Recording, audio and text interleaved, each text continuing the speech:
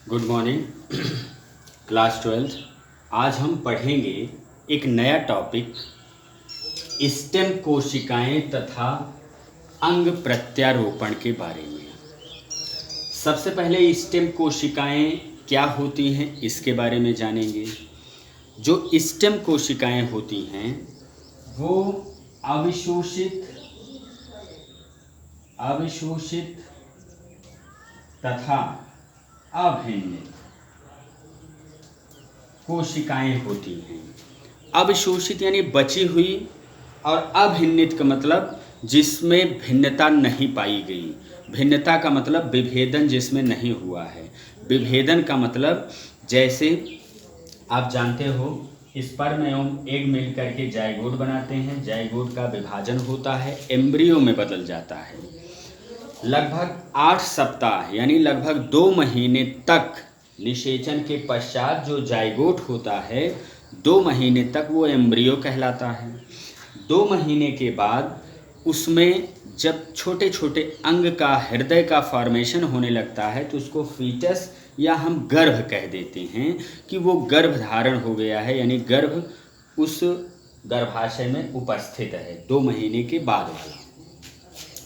जो एम्ब्रियो होता है उसमें ऐसी कोशिकाएं जो विभिन्न प्रकार की कोशिकाओं में विभेदित हो सकती हैं, यानी ऐसी कोशिकाएं जो विभाजन द्वारा, समसूत्री विभाजन द्वारा अलग अलग प्रकार की कोशिकाओं में बदल सकती हैं।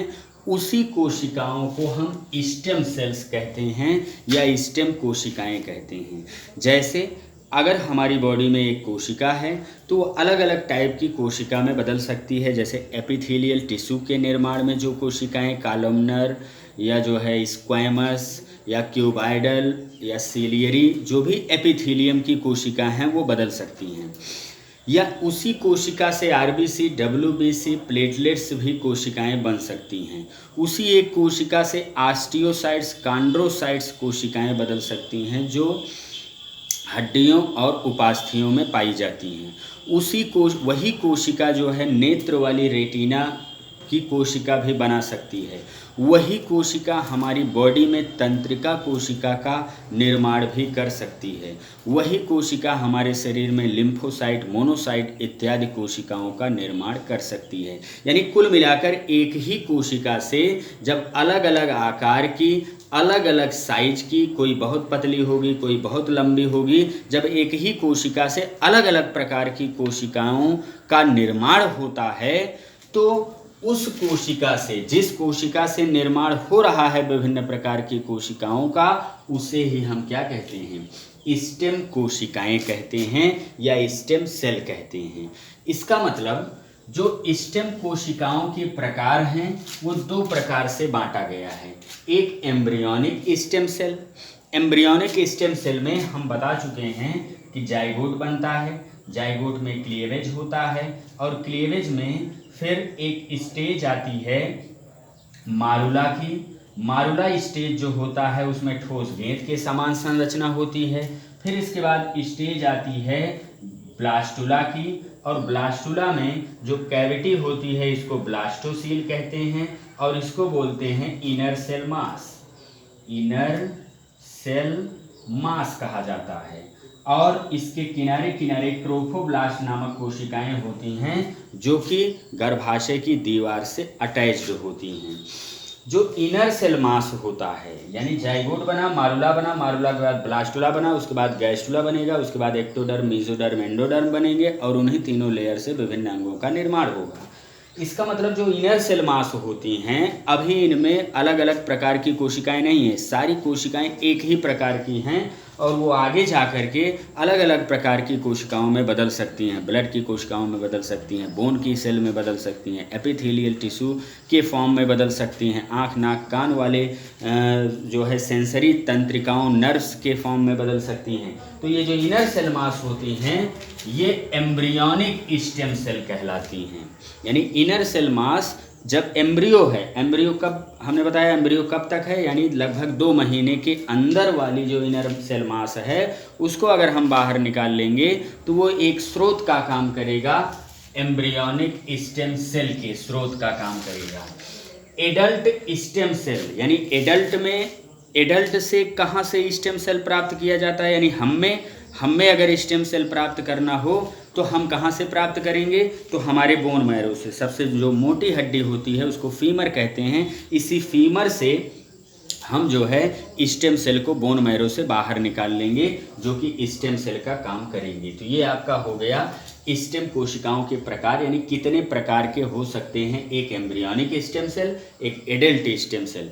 ऐसा स्टेम सेल जो एडल्ट से प्राप्त किया जाएगा, एडल्ट स्टेम सेल हो गया। ऐसा स्टेम सेल जो एम्ब्रियोनिक स्टेज यानी 2 सप्ताह के अंदर इनर सेल मास से प्राप्त किया जाएगा, उसे हम कहेंगे एक प्रकार से, यानी वो जो स्टेम सेल होंगी उसको एम्ब्रियोनिक स्टेम सेल कहेंगे। स्रोत कहाँ से स्रोत हो सकते हैं, इसको अलग किया गया है। जैसे प्रारंभिक भ्रूण, यही सेम है एम्ब्रियोनिक स्टेम सेल, इसको प्रारंभिक भ्रूण कहेंगे, यानी इनर सेल मास से हम स्टेम सेल को बाहर निकाल सकते हैं। दूसरा है आपका गर्भ, जो गर्भ होता है, यानी गर्भ धारण, आपको हमने बताया कि 8 सप्ताह यानी लगभग 2 महीने के बाद जो भी गर्भ होता है या जो एम्ब्रियो होता है वो क्या कहलाता है, गर्भ कहलाता है। और उससे भी हम जो है गर्भ से भी हम प्राप्त कर सकते हैं स्टेम सेल को। नाभिरज्जु अम्बिलिकल कार्ड, जो बच्चे के जन्म के समय जो जॉइंट रहता है, नाभि यानी नाभि जो होता है, उसके रुधिर में जो भी कोशिकाएं होती हैं वो स्टेम सेल का काम करती हैं। इसके अलावा इसी में प्लेसेंटा जो आंवल होता है, जिसके चारों ओर जो है ढका रहता है, जैसे गाय या पशुओं के जो है आंवल होते हैं, उसी से हम स्टेम सेल का स्रोत निकाल सकते हैं, उसमें भी स्टेम सेल पाई जाती हैं। वयस्क तथा शिशु में हमने पहले ही बताया, वयस्क तथा शिशु में बोन मैरो से हम स्टेम सेल प्राप्त करते हैं। तो ये आपका हो गया स्टेम सेल के स्रोत। एम्ब्रियो से यानी प्रारंभिक भ्रूण से 8 सप्ताह के अंदर जो एम्ब्रियो होगा उससे हम प्राप्त कर सकते हैं। इसके अलावा 8 सप्ताह के बाद जो गर्भ होगा, गर्भ से भी हम स्टेम सेल प्राप्त कर सकते हैं। वयस्क तथा शिशु से नाभिरज्जु के ब्लड से हम प्राप्त कर सकते हैं, प्लेसेंटा से हम प्राप्त कर सकते हैं स्टेम सेल। स्टेम कोशिकाओं का उपयोग, यानी इसका उपयोग क्या होगा, तो इसके पहले हमने बताया था एक डिजीज़ जिसका नाम था severe combined immunodeficiency. Severe combined immunodeficiency, इसमें क्या होता है, इसमें लिम्फोसाइट और मोनोसाइट कोशिकाएं शरीर में नहीं बन पाती हैं, जिससे शरीर की सुरक्षा में बाधा पहुंचती है। तो जब शरीर की सुरक्षा में बाधा पहुंचेगी तो उस रोग को हम क्या नाम देंगे, सीवियर कंबाइंड इम्यूनोडेफिशिएंसी, यानी टी लिम्फोसाइट बी लिम्फोसाइट का निर्माण इसमें नहीं होता है। तो हम क्या करेंगे, हम स्टेम सेल को उसके बोन मैरो में प्रविष्ट करा देंगे, और जब प्रविष्ट करा देंगे तो वो स्टेम सेल क्या करती हैं, अलग अलग टी लिम्फोसाइट बी लिम्फोसाइट कोशिकाओं का निर्माण करती हैं। यानी अगर हम स्टेम सेल को हमने स्किन में प्रवेश करा दिया तो वो स्किन का निर्माण करेंगी। अगर हम स्टेम सेल को किडनी में प्रवेश करा दिया तो वो किडनी वाली सेल नेफ्रॉन का निर्माण करेंगी। अगर हमने स्टेम सेल को प्रविष्ट करा दिया जो है बोन वाली सेल में, तो वो बोन का निर्माण करने लगेगी। अगर हमने स्टेम सेल को प्रविष्ट करा दिया बोन मैरो में, तो वो टी लिम्फोसाइट और बी लिम्फोसाइट का निर्माण करने लगती हैं। इसका मतलब सीवियर कंबाइंड इम्यूनोडेफिशिएंसी रोग दूर हो गया, यानी इसका इलाज करने के लिए उपयोग किया जाता है। इसके अलावा दिया गया है रुधिर कैंसर, जैसे लिम्फोमा, रुधिर में कैंसर हो गया, अनियमित विभाजन होने लगा, तो उसमें भी WBC के निर्माण को प्रेरित करने के लिए, कंट्रोल करने के लिए हम जो है इसका उपयोग कर सकते हैं, स्टेम सेल का उपयोग किया जा सकता है। इसके अलावा जो सिकल सेल एनीमिया या थैलीसीमिया एक रोग होता है, उसमें भी जो है जीन में परिवर्तन के कारण जो है वो ग्लूटामाइन के बजाय वैलिन आ जाता है, जिससे जो है हंसियाकार रुधिराणु हो जाते हैं। तो रुधिराणु का निर्माण जब सही रूप से होगा तो RBC यानी बोन मैरो में प्रविष्ट करा दिया जाएगा, RBC सही बनने लगेंगे, तो सिकल सेल एनीमिया के उपचार में किया जा सकता है। इसके अलावा ऊतक एवं अंग प्रतिरोपण में इसका किया जा सकता है। ऊतक का प्रतिरोपण का मतलब हुआ, जैसे मान लीजिए कोई अंग यहाँ पर जल गया है त्वचा, तो हम क्या करेंगे, त्वचा स्टेम सेल के द्वारा उस त्वचा की कोशिकाओं का विकास कर लेंगे और उस त्वचा को ले जा करके इस पर चिपका देंगे, यानी ट्रांसप्लांट कर देंगे। या मान लीजिए हार्ट या किडनी है, अगर वो ख़राब हो गया है तो हम किसी जो है एक्चुअली क्या किया जाए, तो उनके भाई बहन से बोन मैरो ले करके और बोन मैरो से सेल ले करके स्टेम सेल को और कल्चर माध्यम में कृत्रिम रूप से एक नया हार्ट बनाया जाता है, कृत्रिम रूप से एक नई किडनी बनाई जाती है और उसी किडनी का उनमें ट्रांसप्लांट कर दिया जाता है। क्यों?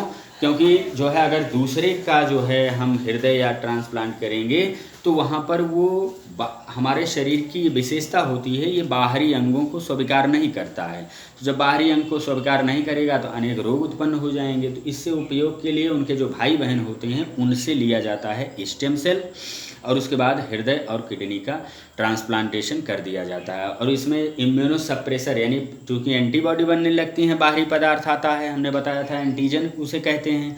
जब एंटीबॉडी बनने लगेंगी तो उसके लिए इम्यूनोसप्रेसर का जो है यूज़ किया जाता है, जैसे साइक्लोस्पोरिन ये क्या करता है, प्रतिरक्षा तंत्र को दबा देता है और अंग प्रत्यारोपण में सहायता करता है। तो ये आपका हो गया स्टेम सेल के बारे में। अब तक ये चल रहा था संक्रामक रोग के बारे में, उसकी रोकथाम कैसे होती है, उसकी सुरक्षा कैसे होती है, ये पढ़ेंगे। अब हम आगे पढ़ेंगे असंक्रामक रोग के बारे में। Thank you.